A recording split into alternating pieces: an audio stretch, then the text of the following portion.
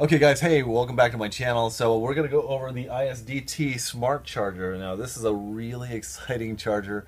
I've been using it for about the last month and it is fantastic. So I'm going to take my tattoo batteries. I'm going to show you guys how I charge these and some of the functions of this charger that are really cool. So let's take a look. So okay guys, this is what comes in the box. This is the ISDT smart charger, the SC608 150 watt charger.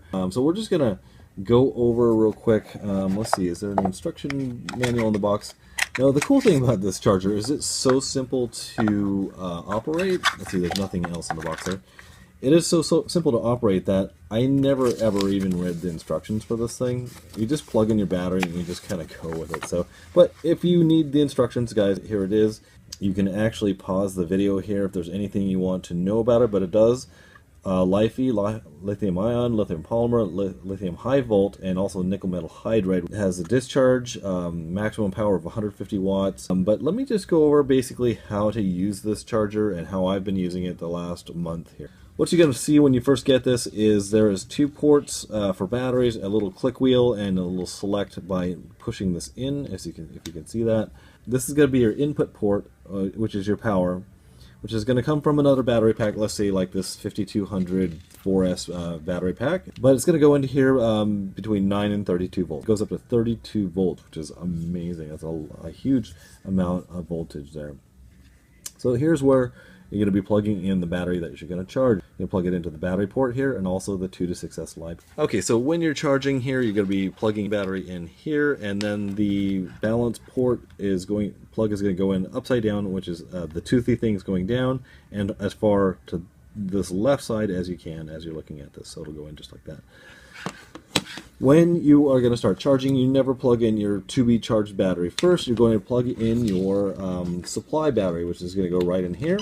One of the cool things is in the menu functions you can set a low voltage for this battery here, so it'll stop charging at that voltage, so you basically don't destroy your charge battery or the battery that you're charging from. Let's see if we can get into that. If you press and hold this, so let me just show you how I got into that. Go all the way back to back. So this is the initial screen that pops up. To get into your settings menu, you're going to press and hold that button right there. Gives your max input power, your minimum input voltage. So you can set this for a 4S or a 3S basically. So I think I have that set for a 3S at the moment. So has your backlight, your volume, your language, and OS info. So it just tells you what version you're on, I believe. So alright, so let's get out of here. We'll go back and let's go ahead and plug in a battery. Okay guys, so we're going to get a battery on charge here. This is an old LiPo that I don't use hardly anymore except for on my monitors and also my goggle batteries. So once again, aim these little toothies down and go all the way up to the top, and it's going to show you voltage of each cell, which is right there. Let's go ahead and go into our menus, and we'll just go run through the menus real quick. So you press this once. Task menu, we're going to go ahead and go into this. It has charge, discharge, and storage. So we're going to keep it on charge, obviously. So this is going to tell you what type of battery that you are charging. Lithium high volt, standard LiPo, lithium ion, PB, I'm not sure what PB is, and then nickel metal hydride, of course. So let's go ahead and keep it on LiPo. This should already count the number of cells that you're charging. So it's already on 3S. If it's wrong, then you can change it. The current is... if we're going to charge at 1C, it'll be at 1.3 amps. I like to charge at 2C, which is going to be at 2.6 amps, which is double 1.3. So we'll keep it on that. And we're just going to hit start. So let's go ahead and do that. So now this is going to tell you the voltage of each of your cells here. And this is also going to tell you milliohms. So I'm going to pop this down here. And it takes a little bit of time to start calculating milliohms. So what milliohms is the internal resistance of your battery.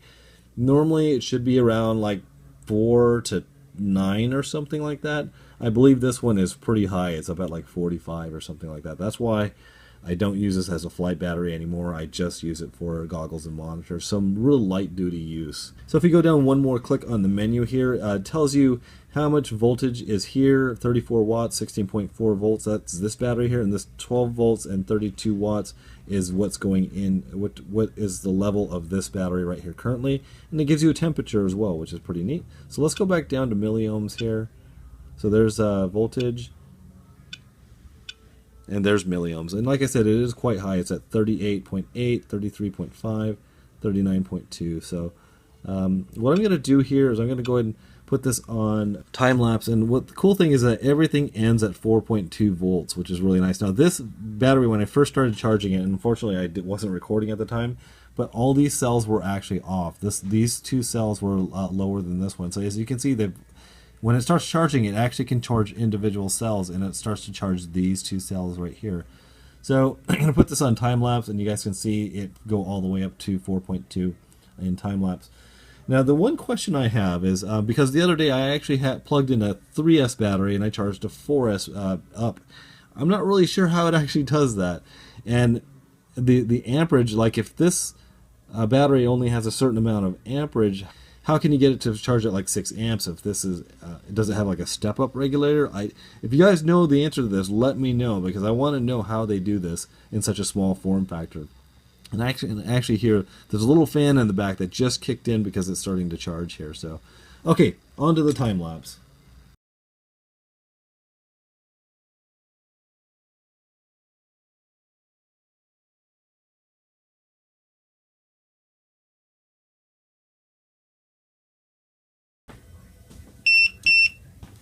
Okay guys, we are finished charging, and as you can see, it is beeping.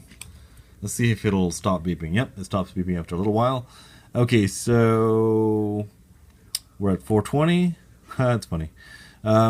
We put in 536 milliamps of charge, and let's just take a look here. Milliohms, same deal here, so charging done. Okay, I understand. Okay. I think you have to flip that. Okay, so charging is done. So let's see, what do we do here? So I think you just press the button, and we take this out.